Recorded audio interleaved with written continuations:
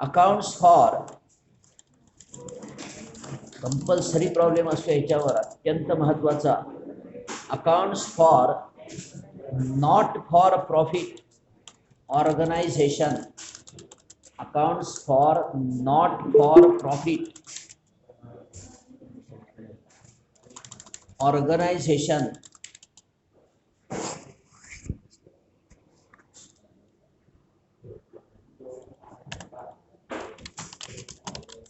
यालाच कंसामध्ये लिहा. या टॉपिकचं दुसरं नाव कंसात receipts and payments account. Receipts and payments account. तर सर्व महत्त्वाचे जे कंपल्सरी टॉपिक्स आहेत ते आधी संपवू आणि मग ऑरचे टॉपिक सुद्धा घेतले जातील. कारण का परीक्षेमध्ये ते ऑर ऑप्शनला टाका, तुम्ही काही करा, पण त्याच्यावर ऑब्जेक्टिव्ह क्वेश्चन असतात सगळ्यावर कंपल्सरी, ते घ्यावंच लागतं. या इम्पॉर्टंट टर्म्स या टॉपिकशी रिलेटेड असणारे काही शब्द आणि त्याचा अर्थ लिहून घ्या. Number 1, not for profit organisation. टॉपिकच्या नावाची पहिली टर्म लिहा. Not for profit organisation.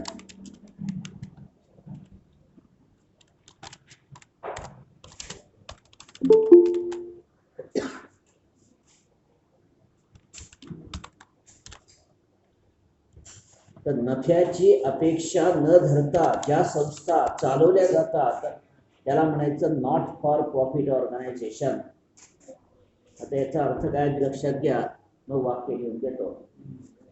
समजा ए नावाचा एक माणूस आहे, त्याच्याकडे भरपूर पैसे शिल्लक आहेत, त्यानं स्वतःचा बिझनेस सुरू केला.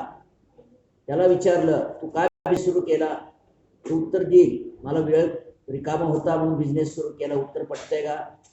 नाही. खरं उत्तर काय असणार आहे? माझ्याकडे पैसे होते, मला नफा मिळवायचा होता, तर I have started my own business to earn profit only.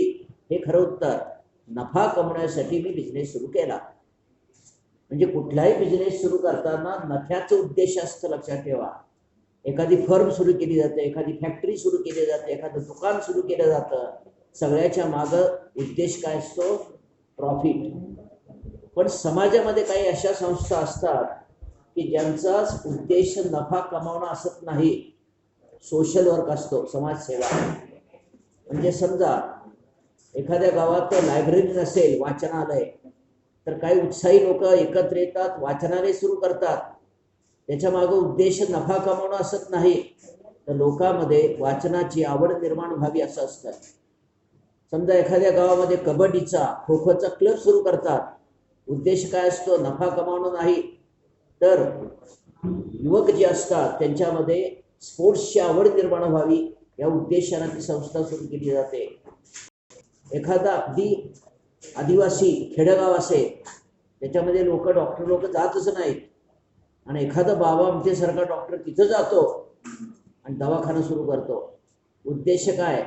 नफा कमावणं नाही, समाजसेवा करण्यासाठी. तर अशा ज्या संस्था असतात त्यांना म्हणायचं नॉट फॉर प्रॉफिट ऑर्गनायझेशन. नफ्याचा उद्देश नसणाऱ्या संस्था. लिहून घ्या. फॉलोइंग आर, लिहून घ्या, बोलू नका आपापसात, फार महत्वाचा टॉपिक आहे. Following R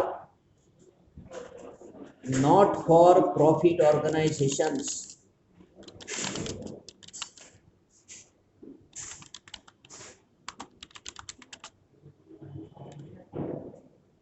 dash. ए मध्ये लायब्ररी, लायब्ररी और वाचनालय. जो मराठी शब्द आहे तो आहे तसा इंग्रजीमध्ये बऱ्याचदा देतात, वाचनालय. तर एखाद्या गावामध्ये काही लोकांनी वाचनालय सुरू केलं, लायब्ररी सुरू केली, तर त्या मागचा उद्देश नफा कमावणं असत नाही, वाचनाची आवड लोकांमध्ये निर्माण व्हावी हा उद्देश असतो. बी, स्पोर्ट्स क्लब. स्पोर्ट्स क्लब एखाद्या स्पोर्ट्सला प्रोत्साहन देण्यासाठी एखादी संस्था काही लोक सुरू करतात. सी चॅरिटेबल, धर्मार्थ, चॅरिटेबल हॉस्पिटल, धर्मार्थ दवाखाना, म्हणजे गोरगरिबांच्यासाठी अगदी कमी किंमत घेऊन किंवा मोफत जर डॉक्टरनं दवाखाना सुरू केला तर उद्देश नफा कमावणं असत नाही, तर समाजसेवा हा असतो.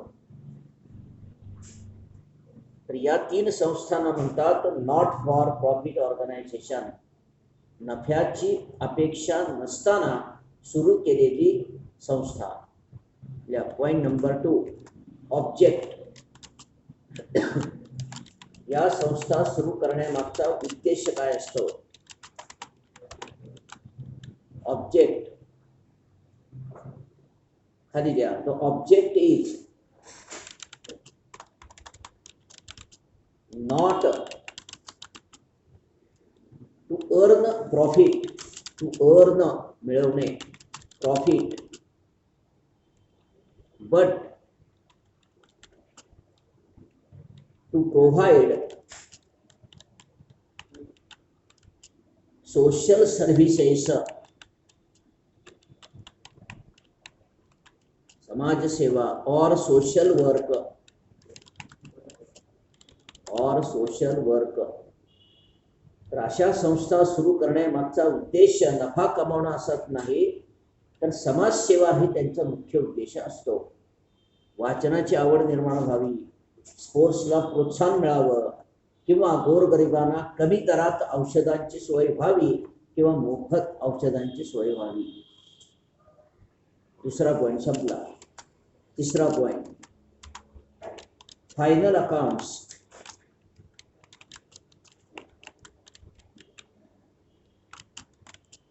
एखादं वाचनालय एखाद्या गावात सुरू झालं तर जरी त्यांचा उद्देश नफा कमावणं नसला तरीही त्यांचं ट्रस्ट ऍक्ट खाली रजिस्ट्रेशन व्हावं लागतं, म्हणजे त्यांना सरकारी ग्रँट वगैरे मिळते आणि त्यांना सुद्धा आपले अकाउंट मेंटेन करावे लागतात. पण आपल्या फायनल अकाउंटमधले अकाउंट्स वेगळे, ह्यांच्या फायनल अकाउंटमधले अकाउंट्स वेगळे. आता आपलं फायनल अकाउंट झालंय, परत ते रिपीट करतोच नाही. आपल्या फायनल अकाउंटमध्ये आपण काय काय तयार करतो?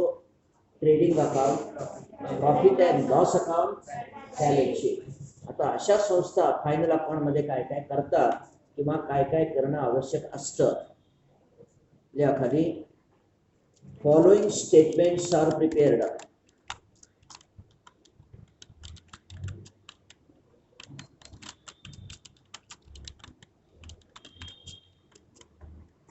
डॅश ए मध्ये receipts and payments account, receipts and payments account म्हणजे या वर्षी या संस्थेला कुठून किती पैसे आले आणि कशासाठी किती पैसे वापरले, म्हणजे जस्ट कॅश अकाउंट सारखे अकाउंट असतं. B income and expenditure account, income and expenditure account म्हणजे आपल्या प्रॉफिट अँड लॉस अकाउंट सारखं हे सिमिलर अकाउंट असतं. आणि C balance sheets, balance sheet नाही बॅलन्स शीट्स म्हणजे इथं एक नाही 2 बॅलन्स शीट करावी लागतात. कंसातल्या opening balance sheet and closing balance sheet. वर्षाच्या सुरुवातीचं एक बॅलन्स शीट आणि वर्षाच्या अखेरचं बॅलन्स शीट, असे 2 balance sheet, receipts and payments account आणि इन्कम अँड एक्सपेंडिचर अकाउंट.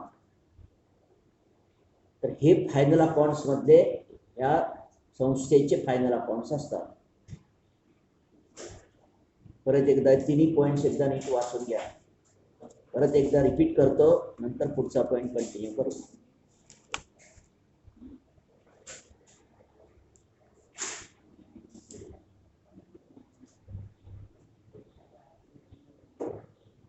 फार महत्त्वाचा टॉपिक आहे, लक्षात ठेवा. अर्थात तुमच्या लेव्हलला फार अवघड असे प्रॉब्लेम विचारले जात नाहीत. हा एक टॉपिक असा आहे की हा टॉपिक जर पूर्णपणे जर सिलेबसमध्ये असता, वर्षभर मी शिकवत बसलो आणि शिकत बसला तुम्ही तरी ते पॉईंट संपत नाही, इतका हा व्हास्ट टॉपिक आहे. आणि पूर्वी जो 12वीचा सिलेबस होता त्याच्यामध्ये तो टॉपिक होता, पण आता त्याच्यातले जवळजवळ बराचसा भाग कमी केलेला आहे. कारण का हाच टॉपिक परत तुम्हाला FY BComला आहे आणि हाच topic CA foundation, CMA, CS ला सुद्धा आहे आणि तिथं ॲडव्हान्स लेव्हलचे प्रॉब्लेम असतात. आता ॲडव्हान्स लेव्हल म्हणजे काय, तुमच्या लेव्हलचे प्रॉब्लेम म्हणजे काय, आधी हे पॉईंट समजून घ्या. नॉट फॉर प्रॉफिट ऑर्गनायझेशन म्हणजे काय, नफा मिळवण्याची अपेक्षा नसलेल्या संस्था. म्हणजे काय, वाचनालय असेल, स्पोर्ट्स क्लब असेल किंवा धर्मार्थ दवाखाना. त्यानंतर ह्यांचा उद्देश काय असतो, नफा कमवणं हा उद्देश असत नाही, तर सोशल वर्क, समाजसेवा हा उद्देश असतो. आणि त्यानंतर एखादा बिझनेसमॅन असेल तर तो आपल्या फायनल अकाउंटमध्ये ट्रेडिंग P&L बॅलन्स शीट तयार करतो. पण या संस्था ट्रेडिंग P&L बॅलन्स शीट न करता काय करतात, receipts and payments account, income and expenditure account आणि बॅलन्स शीट्स दोन, एक ओपनिंग बॅलन्स शीट आणि दुसरं क्लोजिंग बॅलन्स शीट. आता लिहा नंबर 4, रिसिट्स.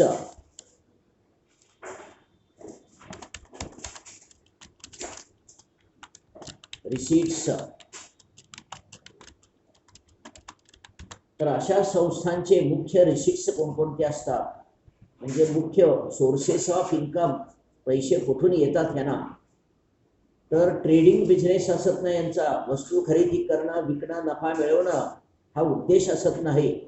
आणि आपल्याला परीक्षेमध्ये बोर्डाचा जो प्रॉब्लेम असतो तो प्रॉब्लेम मॅक्झिमम लायब्ररी शेजारी असतो, त्याच्या खालोखाल स्पोर्ट्स क्लबचा, आणि अगदी क्वचित मधूनच 3-3, 4-4 वर्षातनं मधनच एकदा डॉक्टरचा प्रॉब्लेम असतो, चॅरिटेबल हॉस्पिटल.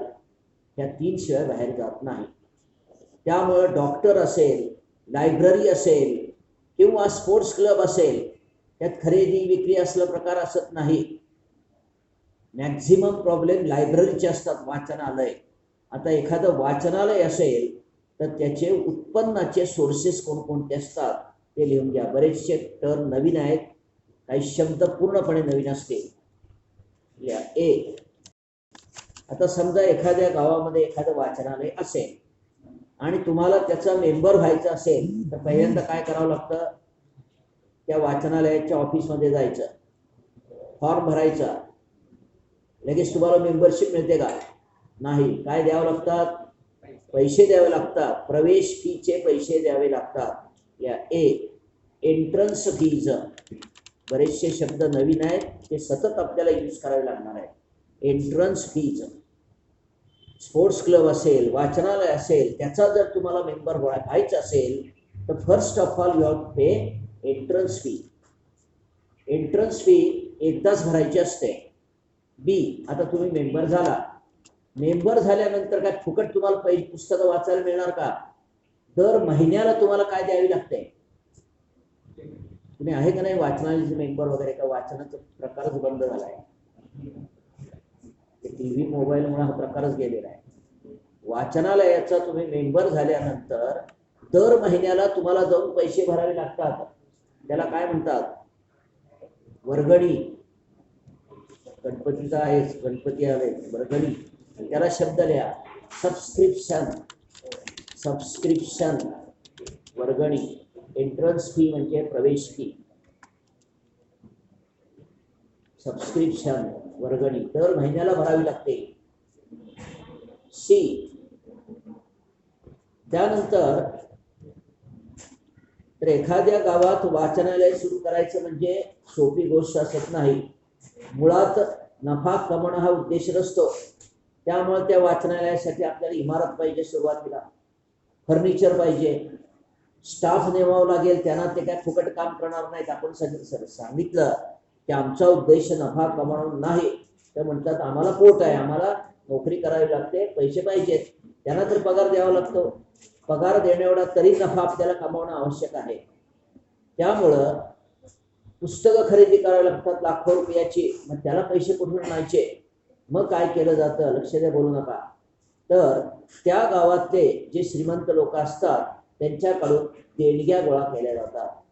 सी डोनेशन, देणगीतून आलेली रक्कम. डी, आता काही काही शब्द जे अगदी क्वचित कधीतरी कानावर पडतात आपल्या असले शब्द आहेत इथं. लेगसी, LEGACY, लेगसी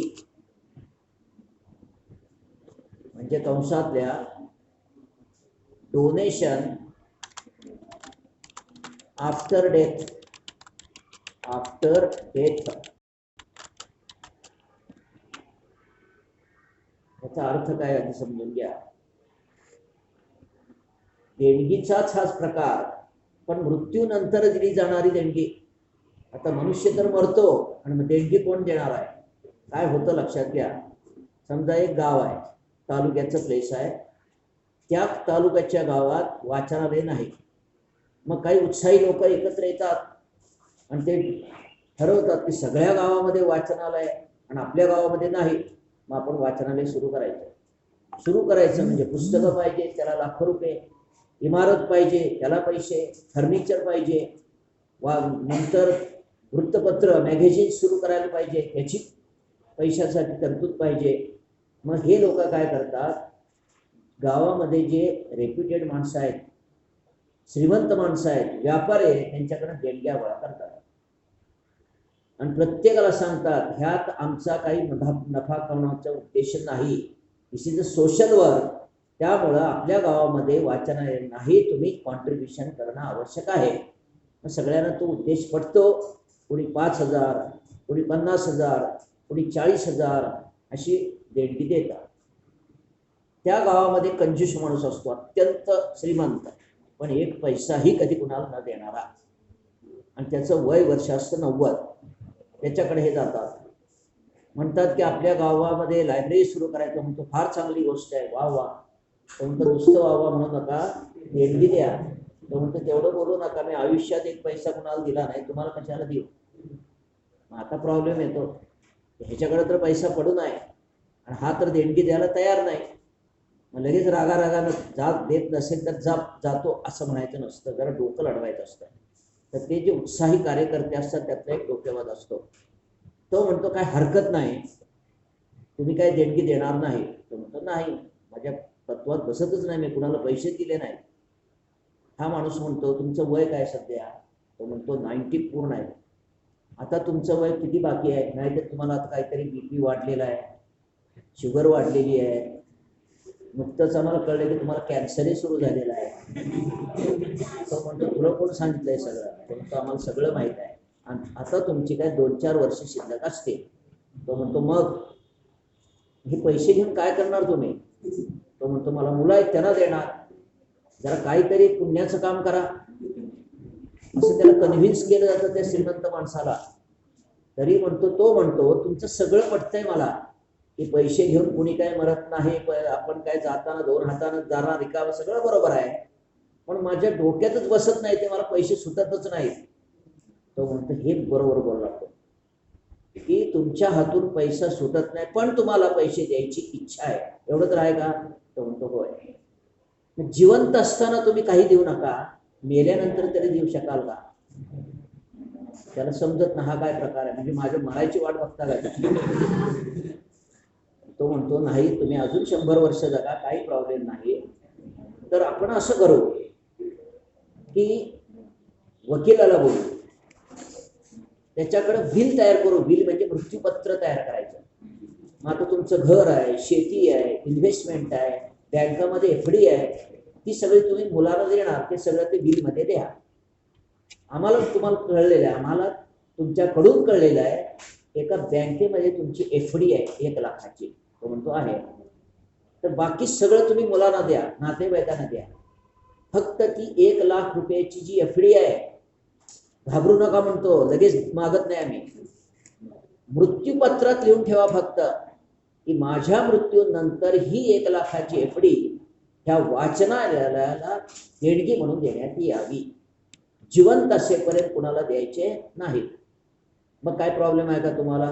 मग त्याला ते पटतं, काय हरकत नाही. लगेच वकील बोलवला जातो, बिल तयार केलं जातं, ही मालमत्ता ह्या मुलाला, ती मालमत्ता त्या मुलाला, आणि बँकेमध्ये जे 1 लाखाची FD आहे तर ती FD मात्र ह्या वाचनालयाला आत्ता नाही, आफ्टर माय डेथ, आणि मग सही केली जाते.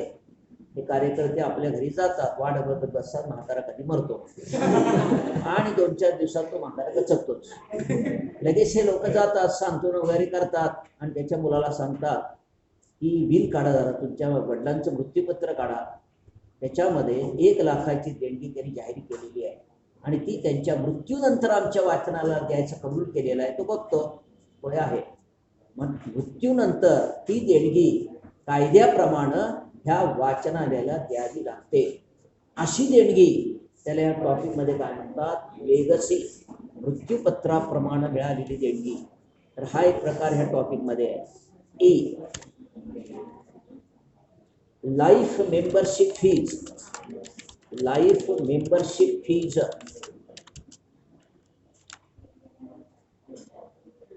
आता हा काय प्रकार आहे लक्षात ठेवा. परत ते उदाहरण कंटिन्यू करू. समजा गावामध्ये वाचनालय सुरू करायचं आहे. सुरू करण्यासाठी तुम्हाला वर्गणी, देणग्या गोळा करत हिंडावं लागणारच आहे. देणग्या मागताना देणगी देणारा माणूस पहिला क्वेश्चन काय विचारतो सांगता येईल का? समजा तुम्ही मागायला गेला की 5,000 रुपये देणगी द्या, तो म्हणणार तुम्ही कोण, तुम्ही तुमची ओळख करून देणार. कशासाठी पाहिजे? वाचनालय. उद्देश काय? नफा कमावणं नाही, आपल्याच लोकांना, मुलांना वाचनाची आवड लागेल. हे सगळं ठीक आहे. तो पहिला क्वेश्चन असा विचारतो, मला तू देणगी मागतोस, तू स्वतःची काय भरलीस का नाही? हा पहिला क्वेश्चन विचारला जातो. आणि मग जर त्याचं उत्तर निगेटिव्ह आलं, नाही हो मी काहीच नाही, जा घरी म्हणते, तू स्वतःची देत नाही, लोकाला भीक मागत हिंडतोस, देणार नाही. म्हणून ह्यांना आधी स्वतःचे पैसे गुंतवावे लागतात. मग हे जे 5-10 लोक असतात सुरुवातीचे, त्यांना आजीव सभासद म्हणतात, लाईफ मेंबर. मग त्यांनी स्वतः सुरुवातीला 5,000, 10,000 रुपये संस्थेसाठी आपल्या घरचे बाजूला काढून ठेवावे लागतात. त्याला म्हणायचं लाईफ मेंबरशिप फीज. त्यानंतर F, आता समजा वाचनालय सुरू झालं. सुरू झाल्यानंतर दर महिन्याला काय होतं, दररोज वृत्तपत्र येणार, मासिकं येणार, त्याची रद्दी साठत जाणार. ती रद्दी विक्रीतून पैसे येतात. या sale of old newspapers. Sale of old newspapers, कंसात मराठी शब्द लिहा, रद्दी. तो शब्द आहे तसा काही वेळेस पुस्तकात वापरला जातो, क्वेश्चन मध्ये वापरला जातो. कंसातल्या रद्दी, RADDI.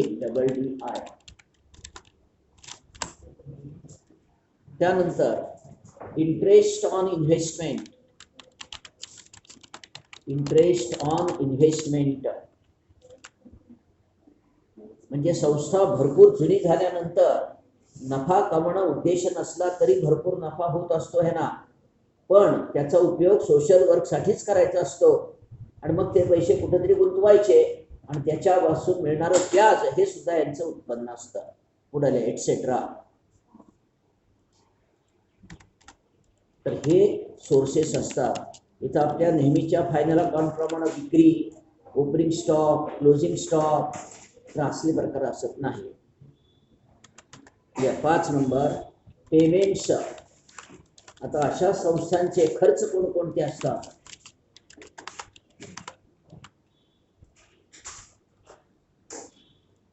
Payments. A, purchase of books, पुस्तकांची खरेदी.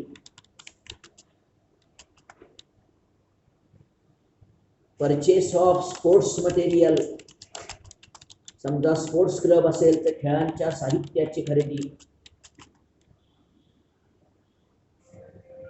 त्यानंतर newspapers and magazines. Newspapers and magazines, library असेल तर वृत्तपत्र, मासिकांचा खर्च. त्यानंतर इतर बिझनेसमनला जे खर्च असतात ते ह्यांना सुद्धा असतातच. म्हणजे कोणकोणते? सॅलरी, त्यानंतर रेंट, समजा ती जागा भाड्याची असेल तर त्या जागेचं भाडं. Printing and stationery,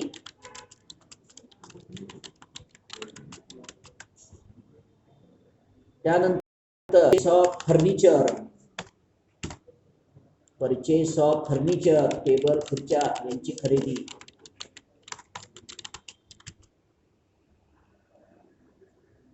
H sundry expenses, इतर काही किरकोळ खर्च एक्सेट्रा. तर असे ह्या संस्थांचे खर्च असतात. आता 6 नंबरला स्टँडर्ड फॉर्म. आता आपल्या प्रॉब्लेमचं नेचर काय असतं लक्षात घ्या.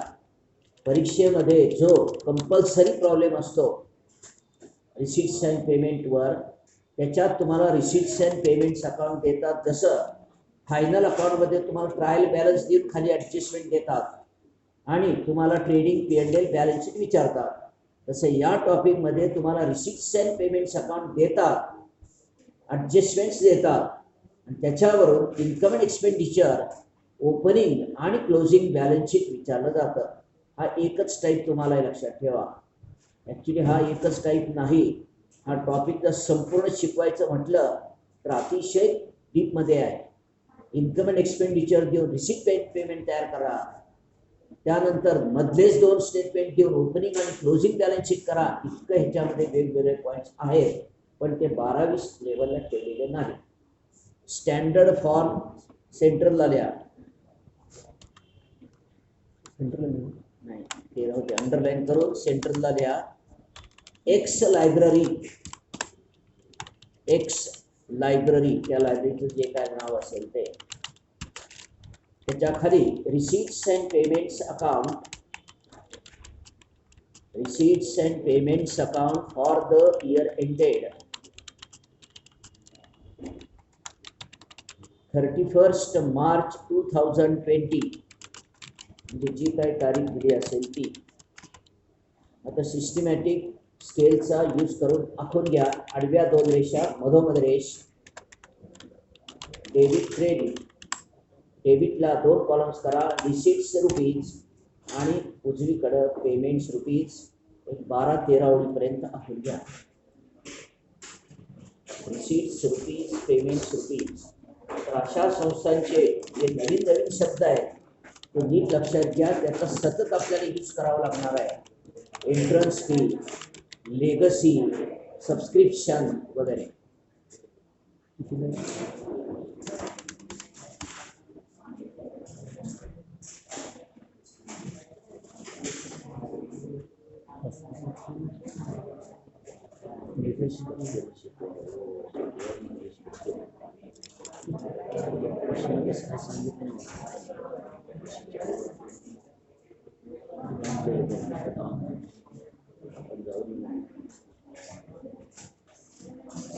रिसीट्स रुपीज, पेमेंट्स रुपीज, म्हणजे त्या संस्थेला त्या वर्षी कुठून किती रक्कम मिळाली, कशासाठी किती रक्कम वापरली.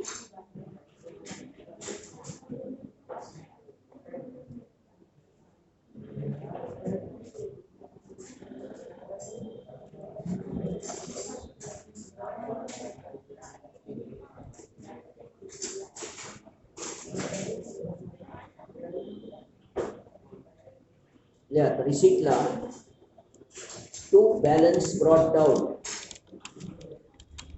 टू बॅलन्स ब्रॉट डाऊन म्हणजे काय, तर कंसात लिहा opening cash and bank balance. Opening cash and bank balance म्हणजे त्या संस्थेकडे असलेली वर्षाच्या सुरुवातीची रोख आणि बँकेतील शिल्लक. आता लिहा रुपीज कॉलममध्ये 35,000, समजा 35,000 शिल्लक होते. आता या वर्षी त्या संस्थेला कुठून कसे पैसे मिळतात. टू लाईफ मेंबरशिप फीज,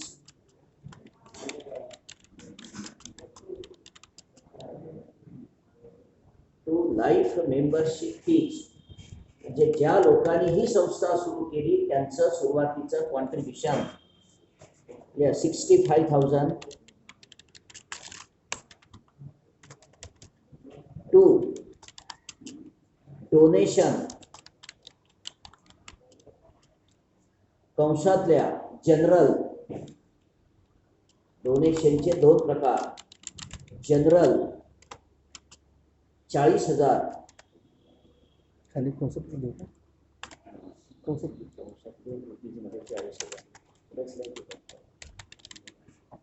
आता डोनेशन जनरल याचा अर्थ काय ज्यावेळेस तुम्ही त्या संस्थेसाठी देणगी मागता मग तो देणगी देणारा माणूस म्हणतो ही माझ्यातर्फे 10,000ची देणगी त्या देणगीसाठी तो कोणतीही कंडिशन पुटअप करत नाही की या देणगीचा उपयोग ह्याच्यासाठीच पाहिजे त्याच्यासाठीच पाहिजे असं काही नाही. ही देणगी घ्या तुम्ही चांगलं काम करता समाजसेवा करता कशासाठी वापरा आमचा तुमच्यावर विश्वास आहे त्याला म्हणायचं जनरल डोनेशन. पण एखादा श्रीमंत माणूस आणि तो दानशूर असतो त्याच्याकडे देणगी मागायला गेल्यानंतर तो म्हणतो किती पाहिजे देणगी समाजसेवा चांगली करता तुम्ही ते म्हणतात ह्यांनी 5,000 दिले त्यांनी 10,000 दिले तो म्हणतो मी 5 आणि 10,000 देणाऱ्यापैकी नाही 5 लाखाची देणगी देणार आहे. हे म्हणणार का नाही आम्ही 5,000 घेणार आहे 5 लाख देतो तर ते पण तो म्हणतो माझी एक अट आहे की तुम्ही लायब्ररी सुरू केल्यानंतर इमारत बांधायची त्या माझ्या देणगीतूनच इमारत बांधायची इतर कशासाठी खर्च करायचा नाही आणि त्यानंतर माझे वडील जे एक्सपायर झालेले आहेत त्यांचं नाव त्या वाचनालयाला द्या. सरळ अट आहे कुणी मान्य करण्यासारखी आहे की त्या देणगीचा उपयोग इमारतीसाठीच फक्त वापर करण्यात यावा अशी जी देणगी आणि मोठ्या रकमेची असते त्याला द्या. टू डोनेशन कंसात स्पेशल रुपीज कॉलममध्ये द्या 1 लाख म्हणजे तो देणगी देताना मोठी रक्कम जाहीर करतो आणि एखादी अट टाकतो की ही देणगी पुस्तकं खरेदी करण्यासाठीच वापरायची इमारत बांधण्यासाठीच वापरायची वगैरे. त्यानंतर 2 लेगसी हा डोनेशनचाच प्रकार म्हणजे मृत्यूपत्राप्रमाणे मिळालेली देणगी 35,000 टू एंट्रन्स फीज. आता वाचनालय सुरू झाल्यानंतर लोक येतात प्रवेश फीची रक्कम मिळते 50,000 टू सबस्क्रिप्शन वर्गणी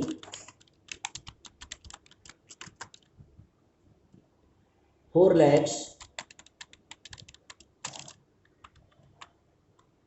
वर्गणी to sale of old newspapers रद्दी विक्रीतून आलेली रक्कम 15,000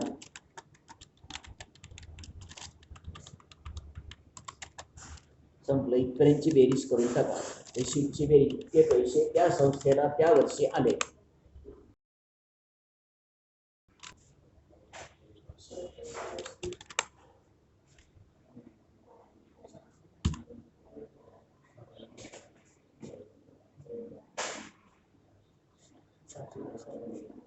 काय ते बेरीज बरोबर आहे का पहा.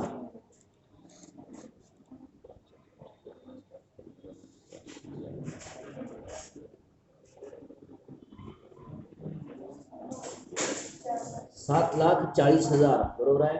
आता payment by building purchased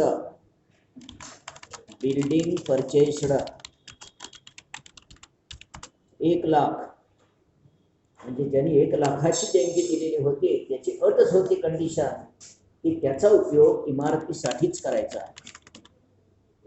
bye books purchased पुस्तकांची खरेदी 1,30,000 by furniture purchased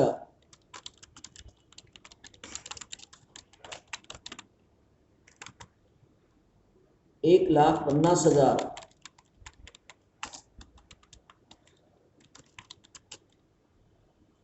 bye salary staff असतो त्यांचा पगार हा खर्च करावाच लागतो 70,000 बाय न्यूजपेपर्स अँड मॅगझिन्स.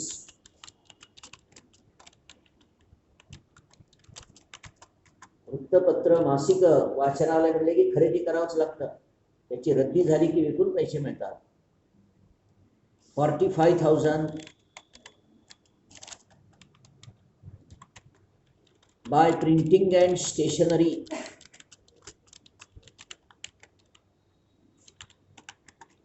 25,000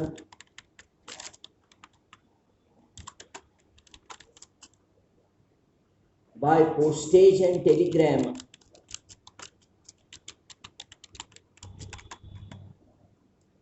15,000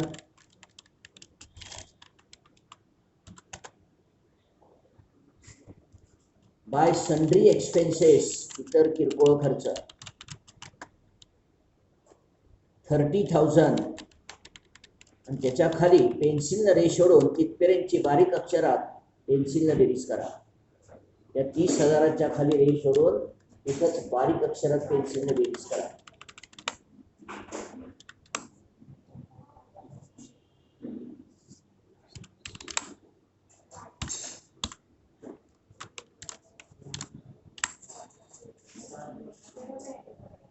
किती येतं? 5,65,000. तर इतकं खर्च या वर्षी या संस्थे. आता त्याच्या खाली द्या शेवटचं account by balance carried down. By balance carried down C/D कंसातल्या 7,40,000 मायनस 5,65,000. त्याची वजाबाकी रुपीज कॉलम मध्ये पेन न लिहा. 1,75,000 त्याला लिहा परत कंसात. त्या वजाबाकीच्या खाली परत कंसात लिहा closing cash and bank balance. Closing CL dot short मध्ये लिहा closing cash and bank balance. वर्षाच्या शेवटी अखेरीस राहिलेली रोख आणि बँकेतील शिल्लक ती आहे 1,75,000 आणि समोरासमोर बेरीज 7,40,000. तर ह्याला म्हणतात रिसीट्स अँड पेमेंट्स अकाउंट. परत आता प्रॉब्लेमच्या दृष्टिकोनातून लक्षात घ्या, या टॉपिकवर आयदर ऑर ऑप्शन नाही. कंपल्सरी याच्यावर प्रॉब्लेम. एक वेळ फायनल अकाउंट परवडलं, पण रिसीट अँड पेमेंटचा प्रॉब्लेम अवघड असतो, लक्षात ठेवा. त्यानंतर ह्याच्यामध्ये तुम्हाला रिसीट्स अँड पेमेंट्स अकाउंट देतात या टाईपचा. मग बऱ्याच वेळा ते लायब्ररीचं असतं, त्याच्या खालोखाल स्पोर्ट्स क्लबचं असतं, त्याच्या खालोखाल अगदी क्वचित डॉक्टर किंवा हॉस्पिटलचं असतं. मग त्याचे रिसीट त्याचे पेमेंट थोडे फरक असतात. आणि या स्टेटमेंटवरून तुम्हाला काय करायला सांगतात, तर opening balance sheet, income and expenditure account आणि क्लोजिंग बॅलन्स शीट हे 3 स्टेटमेंट आपल्याला बनवायला सांगतात. अशा नेचरचा हा टॉपिक आहे. तर आज थांबू इथं आपण. उद्यापासून बेसिक सिंपल प्रॉब्लेम घेऊ. अगदी सोपे प्रॉब्लेम रिसीट पेमेंट घेऊन उरलेले स्टेटमेंट कसे बनवायचे.